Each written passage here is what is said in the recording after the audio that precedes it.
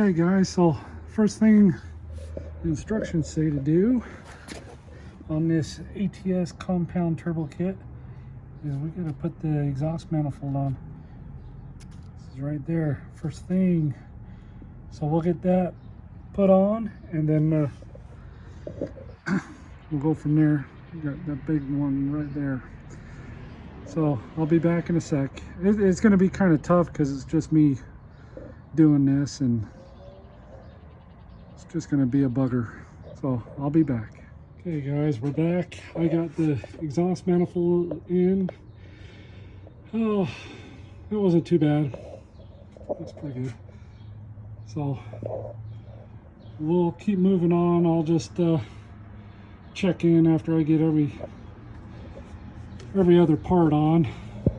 I mean, pretty self-explanatory on how to put the exhaust manifold on. So I'll check in with the next part, and if I have any problems I'll let you guys know and tell you what I came up with. All right, we'll see you in a minute. Okay guys, a new day, a new update for you.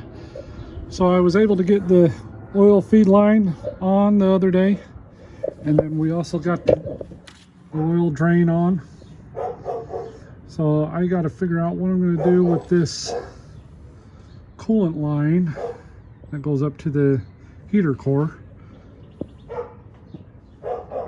because they don't have anything that says anything in the instructions. So we got to figure out what we're going to do with that.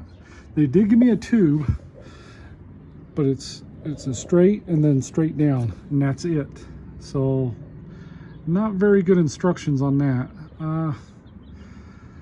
But for right now, this is where I'm at. I'll let you see the next update probably in a couple days and see what exactly I'm going to do with that line. Because now I got to put the exhaust piece on that comes up, wraps right here. And then we got the other turbo. I got the bracket that goes off those two.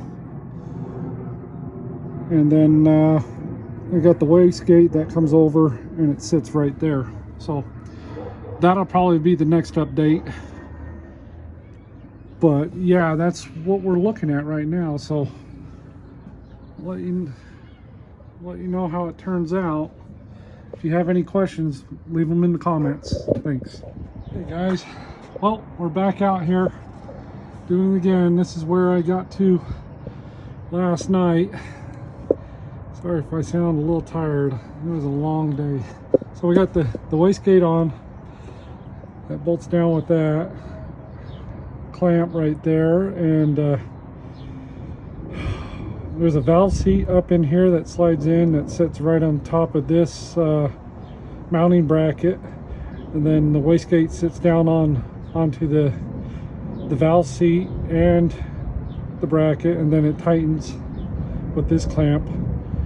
Then this part of this exhaust piece hooks up to there. It goes to the portion where the Aurora 5000 sits.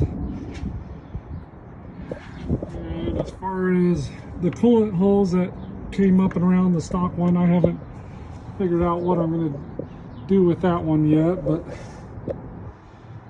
right now I'm going to get to tighten the two nuts on the back of here. You slide these studs back and then put the studs on there or the nuts on there to hold this bracket. I gotta tighten those two, and I gotta tighten the band clamp, the V band clamp. Get that tightened, then I could throw on the atmosphere turbo, or the Aurora 5000. And then yeah, but for right now I'm just gonna stop right there and do a little bit more work. We're almost done now, so we'll get the rest of it in. I pulled out the oil plug. I think I said that the other day. I did that way before I started, just to make it easier on myself. So it's a good idea if you decide to do a kit like this and you need that second oil port open. do that first. Just a whole lot easier when this is out of the way, if you know what I'm saying. But for now, this is where I sit. So I'll get back with you and show you some more when I get closer to being done. Thanks. Okay guys, we're back. And guess what? I just finished up the Aurora 3000 and 5000 compound turbo from ATS. Well, here goes nothing. Check this out. Bam! So we got it all buttoned up. This is what I did with that coolant line that they didn't have in the instructions on what to do. So they sent this tube, and that's what I did with it. It routed down there, just in back of the oil filter. Oh, it's hard to see. Sorry about the camera quality, not the best. But anyways, there's that. We go straight up, straight over to that heater cooler area. And I was able to get the downpipe down, but the one AC line I just couldn't get in there. So I'll have to worry about that down the road. I'm not worried about that right now. As you can tell, this other AC line is kind of messed up too, because it's like sitting right on the downpipe. So we'll have them worry about that after I go get the other line taken care of. But, oh well, what can you do? At least it's done now, so I'm pretty stoked about that. And I think it turned out super sweet. I'll take you underneath and show you the downpipe. That was one of those fancy things too. I don't know how well you can see that. It comes in two pieces.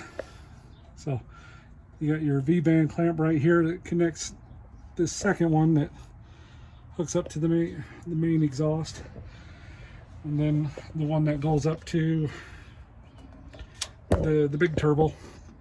And we just clamp together like that. And I had to take a little bit out of my extension piece, and I took a little bit out of the downpipe too. So it all depends on what you're running for your exhaust. I got, you know, the Bully Dog 6-inch exhaust that came off my old 4. I wasn't going to give it up, so I figure what better put it on a 2nd gen. Why not?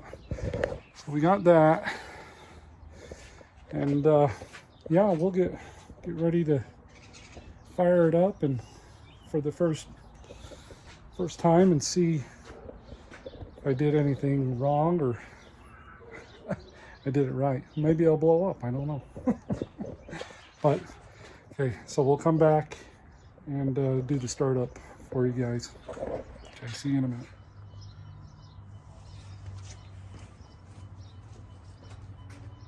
Okay, go ahead and start recording.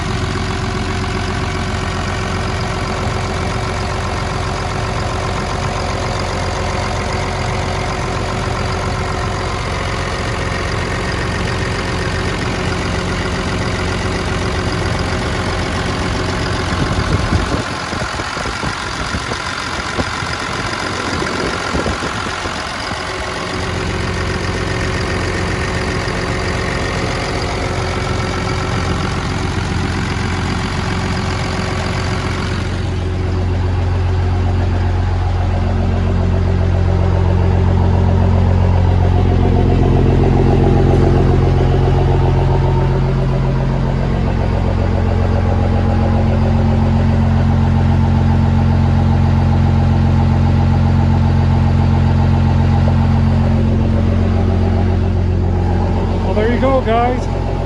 First started up with the Aurora 3000, 5000 on a 2001.